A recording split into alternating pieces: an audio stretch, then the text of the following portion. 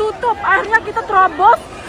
Memang mungkin permainan mereka ya, karena kita kan dukung Indonesia, ini banyak banget nih porter Indonesia, Masya Allah.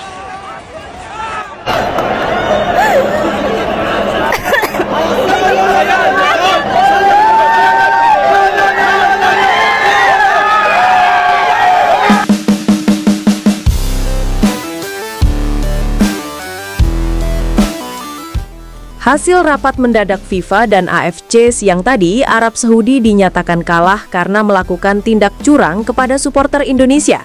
Poin 3 langsung ditambahkan ke Indo. Hanya butuh hasil seri lawan Irak untuk langsung lolos.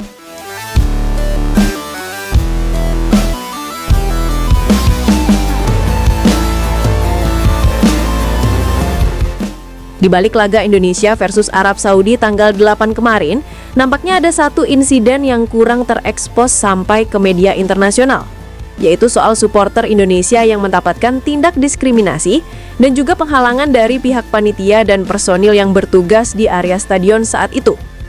Bahasa sederhananya, supporter kita dihalangi atau dipersulit untuk masuk ke area stadion tanpa ada alasan yang jelas.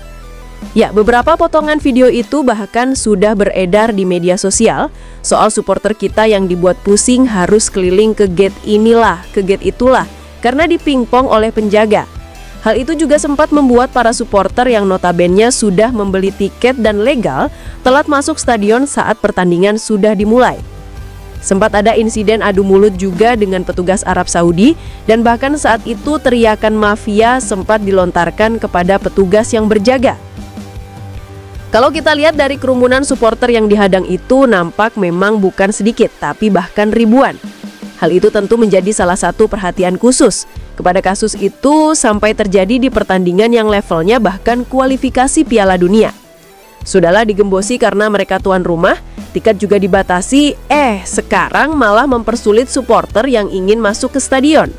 Alhasil saat itu supporter kita yang sudah habis sabar memaksa untuk masuk dengan menjebol pagar dan memanjat juga. Karena toh kenapa nggak dibolehin masuk padahal tiket sudah ada. Itu kan jelas langkah curang yang luput dari media besar. Sebelumnya memang sudah ada permintaan penambahan kauta dari PSSI ke SAFF, Federasi Saudi, namun itu tidak dikabulkan. Bahkan dari kapasitas supporter 50.000 di King Abdullah Sports, Indonesia hanya kebagian 4.000 tiket. Tentu ini angka yang cukup jomplang. Kalau kita melihat bagaimana pertandingan ini seharusnya dibagi menjadi 2 kauta supporter yang sama. Tapi begitulah dia AFC dan juga jajarannya, lo punya duit ya berarti lo punya kuasa. Istilah kerennya sekarang sih, selain donatur dilarang ngatur hehe. Nah, balik lagi soal supporter di stadion yang sempat sulit masuk. Hal itu bahkan juga sempat membuat kericuhan sedikit di luar. Dan dikabarkan juga ada beberapa supporter kita yang terluka. Meskipun bukan luka yang parah karena terinjak, tentu hal itu memang bukan insiden yang mengenakan. Bahkan setelah laga itu, PSSI dikabarkan sudah mengirimkan surat protes kepada FIFA dan AFC, buntut dari tindakan diskriminasi dan menghalang-halangi supporter yang ingin masuk ke stadion. Hal itu dikonfirmasi langsung oleh Ketua BTN Timnas Sumarji yang menyebut ada layangan protes langsung kepada AFC dan juga FIFA.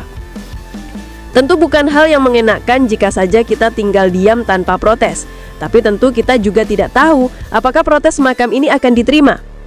Ya, tadi waktu MCM saya melakukan protes kepada AFC, ucap Sumarji. Banyak sekali laporan dari supporter Indonesia yang tidak bisa masuk ke stadion. Mereka sebut salah pintu. Jadi untuk laga besok jangan sampai lagi terjadi kasus tersebut, tutupnya.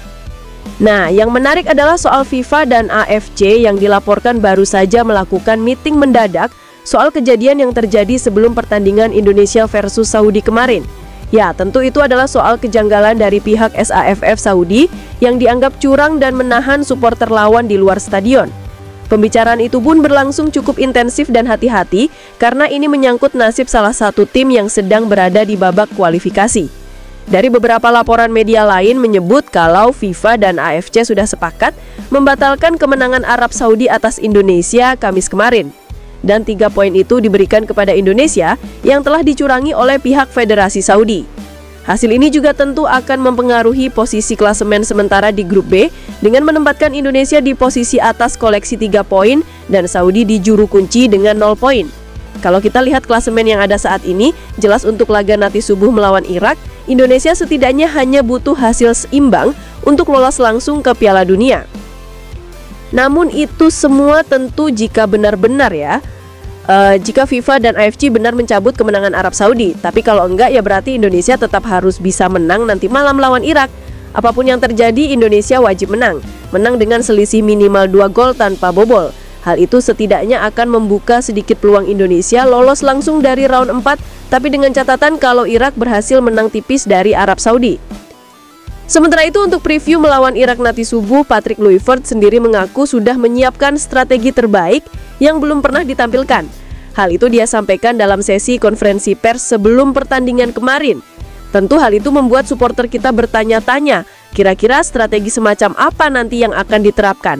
Apakah total football atau total bingung? Kita semua sudah kecewa lah dengan apa yang dia tampilkan di saat lawan Saudi. Kalau sampai nanti malam tetap kalah bahkan dibantai Irak, tentu Bro 1 ini benar-benar akan jadi bahan rujakan semua orang. Soalnya ya, mimpi itu bakal sirna.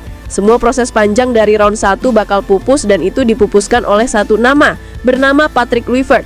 Tapi kalau bisa menang dan lolos langsung misalnya, ya mungkin kekecewaan itu akan meredam. Namanya akan disanjung beberapa hari, walaupun memang dalam kedepannya orang pasti diminta dia out juga karena strategi yang tidak jelas. Wah, gimana pendapat kalian guys? Jangan lupa tinggalin komentar kalian di bawah ya.